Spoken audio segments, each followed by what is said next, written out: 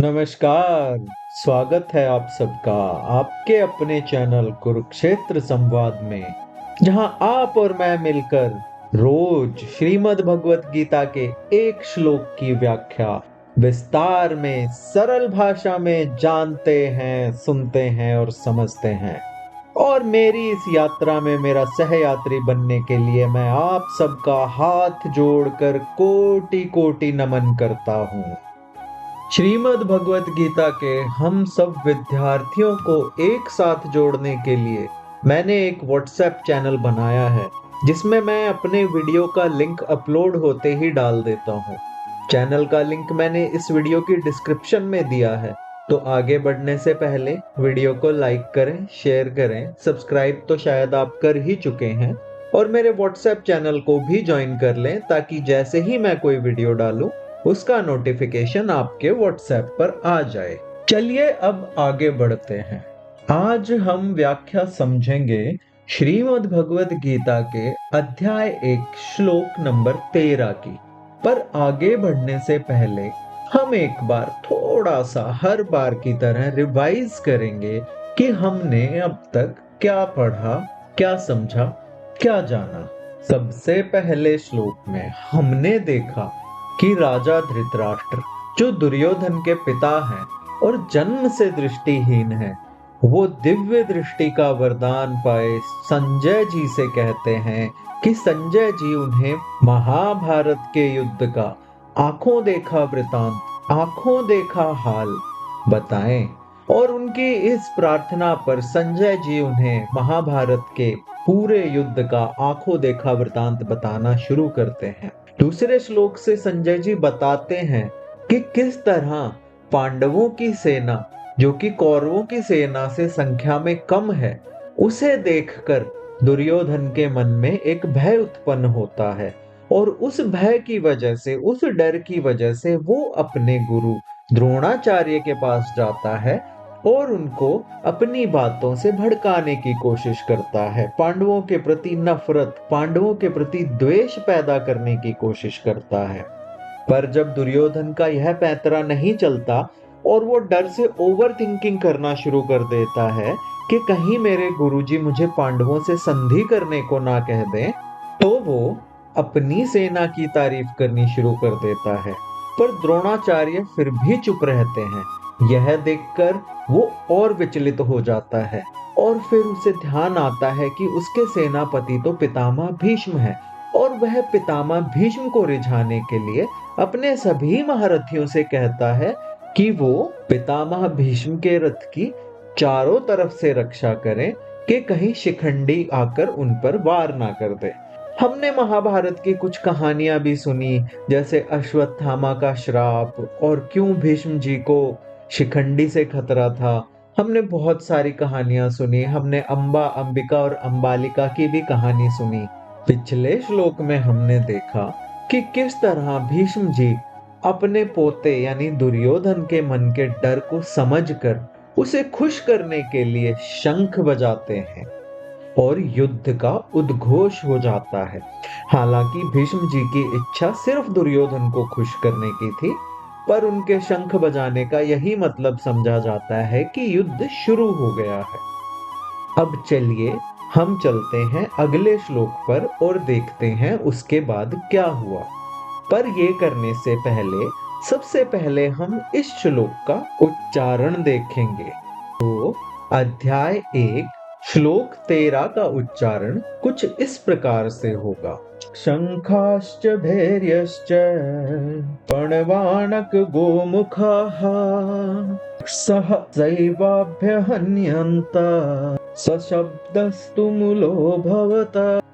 तो ये था इस श्लोक का उच्चारण, जिसकी अशुद्धियों के लिए एक बार फिर से मैं आपसे हाथ जोड़कर क्षमा मांगता हूँ। और ये बहुत ही शर्म की बात है कि हमारी भाषा हिंदी होने के बावजूद, उसकी लिपि देवनागरी होने के बावजूद, हमें देवनागरी लिपि में लिखी हुई संस्कृत पढ़ने में इतनी कठिनाई होती है। ऐसा इसलिए है क्योंकि हम जो हिंदी बोलते हैं उसे अशुद्ध कर दिया गया है। वो अपने आप से नहीं हुई है, उसे जानबूझकर अशुद्ध किया गया है। उसमें उर्दू, फारसी जाने किन किन भाषाओं के शब्द मिला दिए गए हैं। हम द्वार नहीं कहते, दरवाजा कहते हैं। हम मित्र नहीं कहते, दोस्त कहते हैं। वायु नहीं कहते, हवा कहते हैं। स्थिति को हालत, रक्त को खून, श्रीमान को साहब, नियम को कानून, और सबसे गंदा शब्द स्त्री को औरत कहते हैं। औरत के जो असल मायने हैं वो बहुत ही अश्लील हैं। इस शब्द को तो किसी भी सेल्फ रिस्पेक्टिंग इंसान को यूज ही नहीं करना चाहिए। तो श्रीमद् भगवत गीता अगर आप मेरे साथ सीख रहे हैं, पढ़ रहे हैं, तो मेरी आपसे हाथ जोड़कर यही विनती है कि हम अपनी प्रतिदिन की भाषा में से इन विदेशी शब्दों को निकाल दें। इन उर्दू, फारसी, इन शब्दों को निकाल कर हम अपने शुद्ध हिंदी के शब्द यूज करें। यह मैं किसी नफरत की भावना से नहीं कह रहा हूं, परंतु अगर हम अपनी जड़ों से जाकर जुड़ेंगे, हमें पता होगा कि हिंदी में हमें जितने ज्यादा संस्कृत से आए हुए हिंदी शब्दों का ज्ञान होगा, उतना ही ज्यादा हम अपने इस देश की बाकी भाषाओं से जुड़ पाएंगे। क्योंकि संस्कृत लगभग सभी भाषाओं की जननी है, और क्योंकि हमारी हिंदी इतनी गंदी मैली हो चुकी है उर्दू, फारसी और बाकी भाषाओं के शब्दों से, हम नहीं समझ पाते कि अगर कोई तेलुगु में बोल रहा है तो क्या बोल रहा है, कोई तमिल में बोल रहा है, मलयालम में बोल रहा है, हमें पता ही नहीं चलता। पर अगर हमारी भाषा में संस्कृत के शब्द हम ज्यादा प्रयोग करेंगे, ज्यादा उपयोग करेंगे, तो एक समय आएगा कि हम कुछ दूसरी भाषाओं को भी समझ पाएंगे। मैं आपको एक उदाहरण से समझाता हूं। अगर आपको पता है कि संस्कृत में जल को, पानी को अंबु कहते हैं, और तमिल में कोई आपको अंपु कहे, तो आप समझ जाएंगे कि बात जल की हो रही है, पानी की हो रही है। और इसी प्रकार से असंख्य शब्द हैं जो ये सभी भारतीय भाषाएं आपस में साझा करती हैं, पर विदेशी भाषाओं में ये शब्द नहीं है, जो कि हिंदी में हमारी भाषा में हम पर थोप दिए गए हैं बॉलीवुड के थ्रू, नए नए साहित्यकारों के द्वारा। एक और एग्जाम्पल देता हूं। श्री रामधारी सिंह दिनकर जी ने कविता लिखी रश्मिरथी, जिसका एक भाग है कृष्ण की चेतावनी। यह महाभारत से यह कथा उठाई गई है, जिसके ऊपर यह कविता लिखी गई है, परंतु फिर भी इसमें उर्दू शब्दों का प्रयोग किया गया है।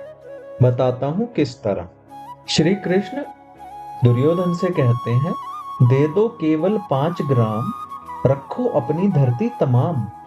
तमाम उर्दू का शब्द है, फारसी का शब्द है, हिंदी में इसे संपूर्ण कहते हैं, पर रामधारी सिंह दिनकर जी भी इससे नहीं बच पाए। और इस तरह के बहुत सारे उदाहरण हैं। हम पुरानी अमिताभ की, धर्मेंद्र की, किसी की भी कोई फिल्म उठा के देख लें, सबके डायलॉग मैक्सिमम उर्दू में है। कोई यकीन नहीं है तो आप खुद जाकर देखिए। और इसी वजह से हमारे माता पिता की, दादा दादी की, सबकी भाषा अशुद्ध हो चुकी है, और इसी वजह से हम अपने देश के बाकी लोगों से कट चुके हैं, क्योंकि हम उनको नहीं समझ पाते और वो हमें नहीं समझ पाते। अगर हम सब अपनी जड़ों की तरफ, संस्कृत की तरफ वापस जाएं और संस्कृत के शब्दों का ज्यादा से ज्यादा उपयोग अपनी भाषा में करना शुरू करें, तो हम भारत को सही तरह से जोड़ सकेंगे। लोग आपस में एक दूसरे से जुड़ सकेंगे। भाषा में बहुत शक्ति होती है। तो आइए अब इस श्लोक का अनुवाद समझते हैं। पहले मैं आपको हर बार की तरह एक एक शब्द करके अनुवाद समझाऊंगा और उसके बाद पूरे श्लोक की व्याख्या समझाऊंगा। तो चलिए शुरू करते हैं। सबसे पहला शब्द है ततः, जिसका अर्थ हुआ उसके बाद। उससे अगला शब्द है शंखश्च, जो कि 2 शब्दों से मिलकर बना है, शंखः और च। तो शंख का अर्थ है शंख, जो समुद्र से निकलता है, जिसे हम पूजा पाठ के समय बजाते हैं। और दूसरा शब्द है च, जिसका अर्थ हुआ और। उससे अगला शब्द है भैर्यश्च, जो फिर से दो शब्दों से मिलकर बना है, जो कि है भैर्य, जिसका अर्थ हुआ भेरी यानी नगाड़े, और उससे दूसरा शब्द है च, च का फिर से अर्थ हुआ तथा। और पहली लाइन का आखिरी शब्द है पणवानक गोमुखः, जिसका अर्थ हुआ ढोल, मृदंग और नरसिंघे बजे। दूसरी लाइन का पहला शब्द है सहसैवाभ्य हन्यन्ता, जो कि 3 शब्दों से मिलकर बना है, जिसमें पहला शब्द है सहसा। सहसा का अर्थ हुआ एक साथ। उससे अगला शब्द है एव, एव यानी कि ही। और तीसरा शब्द है इस शब्द में अभ्यहन्यन्त, जिसका अर्थ हुआ बज उठे। इससे अगला शब्द है स, स का अर्थ हुआ वह। और आखिरी शब्द है शब्दस्तुमलो भवत, जो कि 3 शब्दों से मिलकर बना है, जिसमें पहला शब्द है शब्द यानी कि शब्द, जो कि यहाँ ध्वनि के लिए यूज हुआ है। दूसरा शब्द है तुमुल, जिसका अर्थ हुआ बड़ा भयंकर। और तीसरा शब्द है अभवत यानी कि हुआ। तो ये तो था एक एक शब्द का अनुवाद। अब मैं आपको इस पूरे श्लोक का अनुवाद बताता हूं कि यहाँ पे क्या कहा गया है। यहाँ पे कहा गया है उसके बाद शंख और भेरी, भेरी यानी नगाड़े, उसके बाद शंख और नगाड़े तथा ढोल मृदंग और नरसिंघे बजे, एक साथ ही बज उठे। वह शब्द बड़ा भयंकर हुआ, यानी कि वह ध्वनि बहुत भयंकर हुई। यानी कि पिछले श्लोक में हमने देखा था कि दुर्योधन को खुश करने के लिए पितामह भीष्म शंख बजाते हैं, और उनके शंख बजाने के बाद बाकी शंख और नगाड़े और ढोल मृदंग नरसिंघे सब एक साथ बज उठे, और उनके बजने से जो ध्वनि उत्पन्न हुई वो बहुत ही भयंकर हुई। तो ये तो था इस श्लोक का अनुवाद। अब आइए जानते हैं इस श्लोक की विस्तार से व्याख्या, कि यहाँ पर जो कहा गया है उसका अभिप्राय, उसका तात्पर्य क्या है, उसका मतलब क्या है। देखा, कुछ लोगों को अभिप्राय और तात्पर्य शायद समझ ना आया हो, पर मतलब सबको समझ आ गया। और मतलब जो है वो उर्दू फारसी का शब्द है। मैं ये नहीं कह रहा कि मेरी भाषा एकदम शुद्ध है।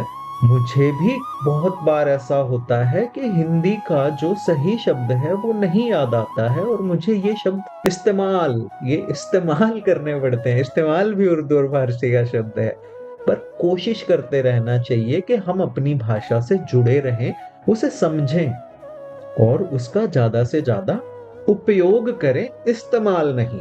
चलिए व्याख्या शुरू करते हैं। तो पहली लाइन कहती है तत शंखश्च भैर्यश्च पणवानक गोमुखाः।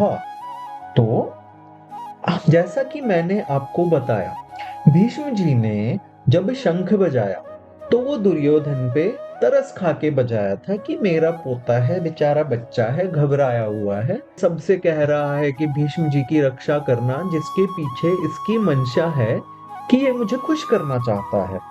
तो उन्होंने बदले में दुर्योधन को खुश करने के लिए शंख बजा दिया।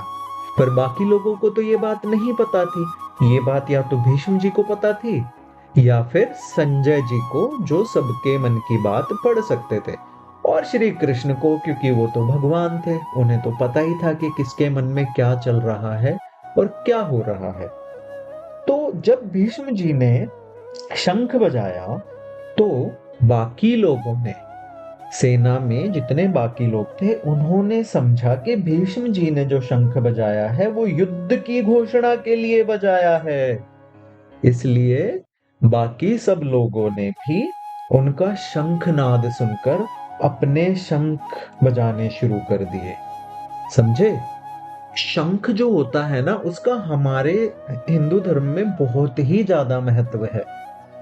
खास करके जब हम भगवान कृष्ण की या विष्णु भगवान जी की कोई भी सेवा, पूजा, अर्चना, आरती कुछ भी करते हैं, तो उसमें शंख जो है वो अनिवार्य होता है। हम घरों में भी अपने मंदिर में रखते हैं, और कोई भी शुभ काम करने से पहले उसे बजाते हैं।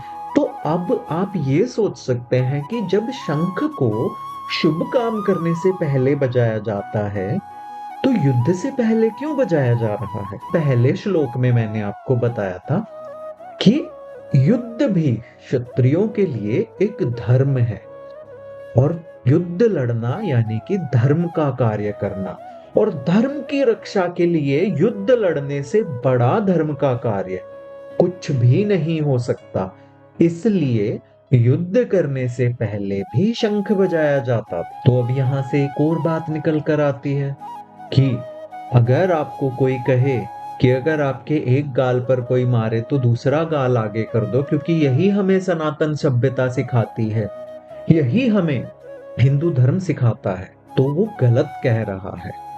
उसे समझाएं कि अगर मैं सही हूं, मैं धर्म के रास्ते पर हूं और मैं धर्म के लिए लड़ रहा हूं, मैं सही बात के लिए लड़ रहा हूं, मैं अपने अधिकार के लिए लड़ रहा हूं, अपना कर्तव्य पूरा करने के लिए लड़ रहा हूं, तो मुझे दूसरा गाल आगे करने की जरूरत नहीं है। क्योंकि श्रीमद् भगवत गीता कहती है कि सही चीज की रक्षा के लिए अगर युद्ध भी करना पड़े तो वो युद्ध भी धर्म है। समझे?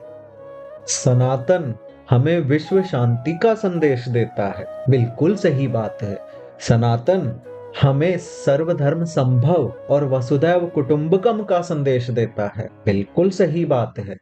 पर सनातन हमें इन सबसे पहले यह भी कहता है कि धर्म की रक्षा के लिए अगर शस्त्र उठाना पड़े तो शस्त्र उठाओ और शस्त्र चलाओ। सनातन हमें कहीं नहीं कहता है कि अगर तुम्हारे एक गाल पर थप्पड़ लगे तो दूसरा गाल आगे कर दो।